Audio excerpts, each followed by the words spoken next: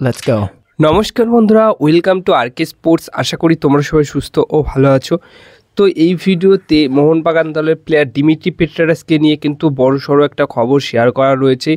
গতকাল তার একটা করা পোস্টের পর কিন্তু তাকে নিয়ে বেশ আলোচনা শুরু হয়েছে, অনেক গুজব, অনেক আলোচনা শুরু হয়েছে যে মোহনবাগান দল ছেড়ে দিচ্ছে তিনি, বা মোহনবাগান দল তাকে ছেড়ে দিচ্ছে, এবং সে অলরেডি কলকাতা থেকে অস্ট্রেলিয়ায় চলে গেছে এবং সে এ লিগ খেলবে, এ লিগের কোনো দলে সই করে সে খেলবে এবং মোহনবাগান দলে সে আর খেলবে না।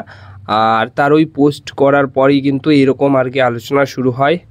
আর তিনি পোস্টটা একদমই নর্মালি পোস্ট করেছেন, কিন্তু কোনো রকম ক্যাপশন কোনো কিছুই ছিল না। কিন্তু ওই পোস্টটা করার পর কিছু কিছু জায়গা থেকে খবর আসে যে মোহনবাগান দল ছেড়ে দিচ্ছে দিমিত্রি পেট্রারাস।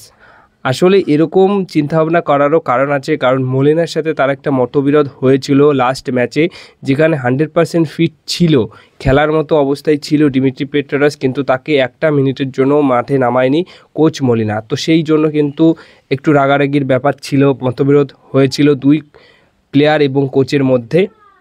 তো তারপরে কিন্তু গতকাল থেকে এরকমই আলোচনা শুরু হয়েছে।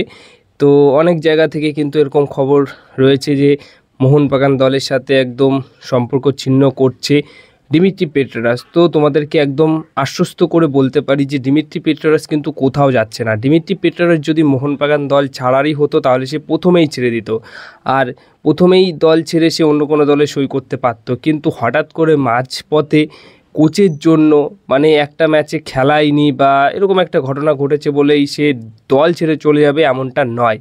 সে তার সম্মান থাকতেই হয়তো মোহনবাগান দল ছেড়ে যাবে যখন সে মনে করবে মোহনবাগান দলের জন্য সে আর কিছু দিতে পারছে না। কারণ একটা বয়সের সময় যে কোনো ফুটবলারেরই কিন্তু সেই আগের পারফরমেন্সটা থাকে না, তখন দল পরিবর্তন করতে হয়। কারণ বড় বড় দল সবসময় ভালো ভালো প্লেয়ারকেই রাখার চেষ্টা করে কন্ট্রাক্ট এক্সটেনশন করে।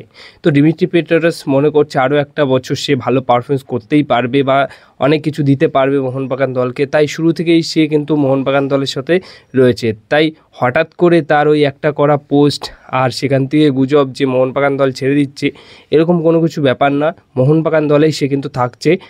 আর একদম মানে এই মুহূর্তে অনেকেই যাদের পেজ বা যাদের মোটামুটি সোশ্যাল মিডিয়া হ্যান্ডেল একটু রিচ আনার জন্য বা একটু ভালো জায়গায় আনার জন্য এরকম গুজব ছড়িয়ে দেয়। তো সেরকমই হয়েছে, দিমিত্রি পেট্রারাস কিন্তু কোথাও যাচ্ছে না। দিমিত্রি পেট্রারাস মোহনবাগানেই থাকছে।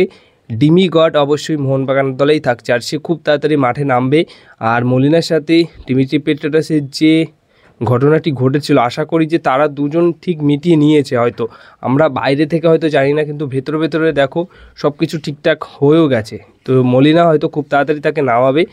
হয়তো সে কোচ বড় মাপের, তাই তার মনে হয়েছে যে ওই ম্যাচে দিমিত্রি পেট্রারাসকে প্রয়োজন হবে না, তার জন্য তাকে নামায়নি। আর দিমিত্রি পেট্রারাস নামলেও, মানে আলেফকে যা পারফরমেন্স করেছে তাতে করে দিমিত্রি পেট্রারাস নামলেও হয়তো সেরকমভাবে ম্যাচ জেতার কোনো লক্ষণ থাকতো না, কারণ মোহনবাগান দল সেদিন খুব বাজে খেলেছে।